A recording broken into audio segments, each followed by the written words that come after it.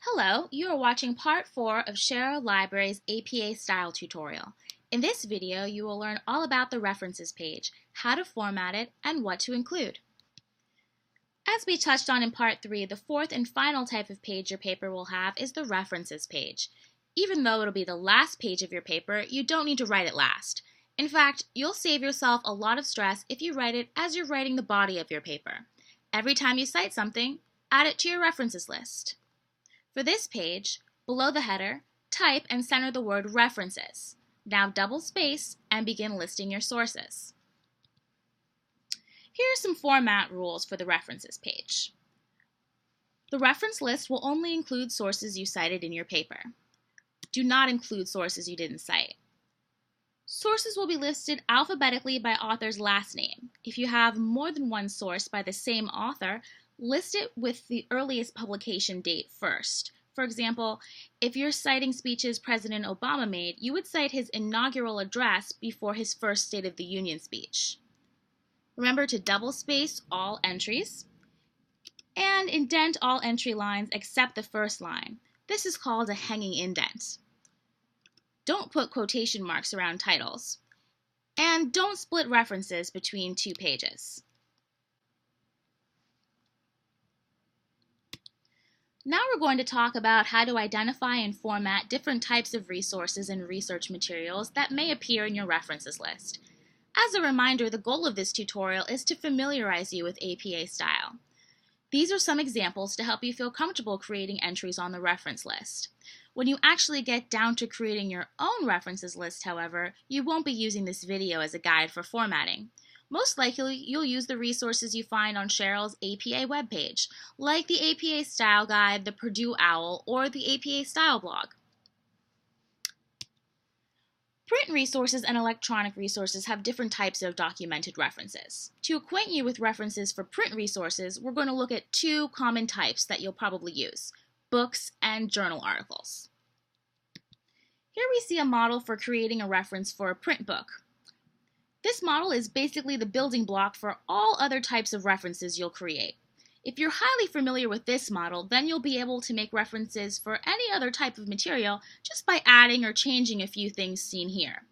As long as you know the author's name, the date of publication, the title, and the source, then you can just look up the precise format. Let's look at an example of this to see it in action. Here's the information for a real-life printed book properly formatted for the references page. Together, we're going to learn how to create this step by step. So begin with the author's last name, a comma, and then his or her initials, first and middle if you have it, followed by periods. Then list the year of publication in parentheses, followed by a period. Type the title of the book in italics. Here's where things get a little interesting. Capitalize only the first word of the title and any proper nouns, and the first word in the title after a dash or a colon. Now type the period after the title. So now we're going to type the city and the state with two-letter postal abbreviation, or the city and the country of publication, followed by a colon. American cities commonly known for publishing do not require a state to be listed in the reference. These cities include Baltimore, Boston, New York, Chicago, San Francisco, Philadelphia, and Los Angeles. Likewise, the following international cities don't require a country name: Amsterdam, London, Jerusalem, Paris, Rome, Stockholm, Milan, Moscow, Vienna, and Tokyo. Again, don't worry about memorizing this. Unless you're writing citations every day of your life, you can just look it up later. But these things are important to keep in mind when you're creating your own citations, because most likely you'll be modeling yours on a template. If the template you're using features a book published in New York City, then it won't list the state. But if your book was published in Knoxville, Tennessee, you'll need to remember that you need to add the state, because it was published in a city not commonly associated with publishing. So finally, after the place of publication, list the publisher, followed by a period. Another common resource is a print article from a journal. Here we see a model of this type of reference as it would appear on the references page. Do you see how it's similar to the model we made for a printed book? Good. Now let's see what it looks like when we apply this model to a real journal article. Here we have that real-life example. To format this kind of reference as an entry on your references page, start this reference as you would all others, and like we did for the print book, by typing the author's last name, then a comma, then his or her initials, each followed by a period. Then list the year of publication in parentheses, followed by a period. Do not give the month or day if the journal has a volume number. Now type the title of the article. We're going to follow the same rules of capitalization here as we did for a book. For all references, the first letter of the first word will be capitalized. All other letters will be lowercase except the first letter of proper nouns and the first letter of the first words after a dash or a colon. This is called sentence-style capitalization. Now put a period after the article title. For a journal article, use plain text. That is, don't use italics or underline or put the article title in quotation marks. Now we'll type the title of the actual journal in which the article was published. Here's where things get interesting again. For journal titles, capitalize all major words in the title instead of using sentence-style capitalization as you did for the article title.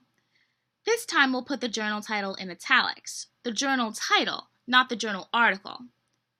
Follow this with a comma. After the comma, give the volume of the journal and then type another comma. Put both of these in italics like the journal title. If the journal has an issue number, type it in parentheses after the volume number and before the comma. The issue number and parentheses won't be italicized. Finally, you'll type the page numbers you used for your research, but you won't label them. No need to write out pages or P period. These numbers will stand on their own. Now we're going to learn about references for electronic resources, or e-resources. In today's information age, many e-resources are web-based, that is, found online through sources like library databases, Google Scholar, or links from other resources. A big problem with citing resources like these is a lack of consistency. The URL in your citation might be working today, but you don't know if it's still going to be working tomorrow or at any other time in the future. This is why we use digital object identifiers, often just called by their acronym, DOI. A DOI is a unique string of characters that does not change over time. It provides a persistent link to a source so that it can be easily found. Whenever you can, list the DOI of a source in its entry on the references page. If a resource has one, it's usually listed near the publisher information. One type of frequently cited e-resource is a journal article found either online, like on a publisher's website, or in a database, like Academic Search Premier or PsycInfo. You'll create this type of citation the same way you would that of a paper journal article. Then, if you have a DOI, you'll add it after the page number by typing DOI in all lowercase letters after the period. Then you'll add a colon and the DOI itself. There's no space between the colon and the numbers. If the journal article you found online or in a database does not have a DOI, again follow the instructions for creating a reference for a paper journal article. This time, after the page numbers, type the words retrieved from, capital R, lowercase f, no punctuation afterward. After that, type the URL to the web page where you found the information. Now we'll move on to creating a reference for information you found on a web page. There are many different types of web pages, and they're all going to have their own unique format on a references page. For example, blog entries, online videos, electronic encyclopedia articles, and online magazine and newspaper articles all have their own format, just to name a few. But as we said before, even though they have their own format, they're a piece of cake to create because they all have so much in common. Here's a template for how to format a reference for a general web page that doesn't fit into any particular category. Now, here's an example of a real web page in proper APA format ready to be added to the references page. Take a minute and pause the video to familiarize yourself with all the components that are labeled. So now that we've done that, there are a few issues when creating references that can crop up frequently that you should be aware of. The first is when a resource has no author. If this is the case, Format the reference as you normally would, but omit the author information and start the reference with the title of the resource. Then place the resource alphabetically by title instead of alphabetically by author within the References page.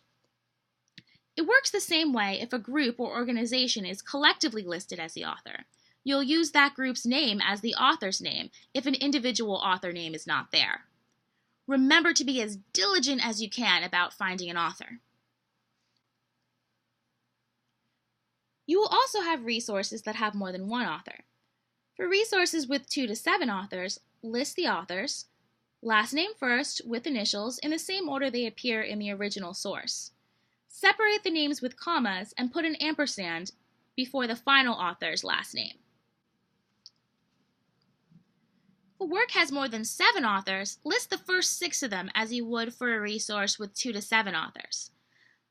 Now follow these names with a comma, then an ellipses, that's the 3 dots.